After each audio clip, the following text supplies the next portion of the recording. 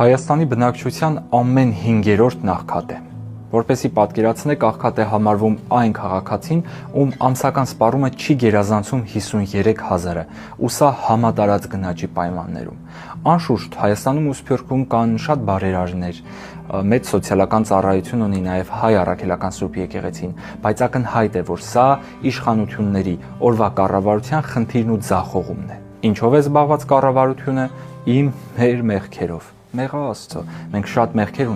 ունենք նաև խոստովանահայրեր ու ապաշխարություն։ Իսկ այ դուք կարող եք օրինակ իջեցնել էլեկտրաէներգիայի գինը, բայց համառորեն չեք անում դա։ Մարդկանց սոցիալական խնդիրները լուծելու փոխարեն համառորեն տարածում եք քաոս եւ ատելություն, բռնաճնշումներ ու սպառնալիք։ Վստահ եմ, այս տեսանյութից հետո ինձ էլ կթիրախավորեք։ Չեք կարող արդյոք կախել ձեր հպարտ գլուխները ու գոնե մի քանի ժամ աշխատել,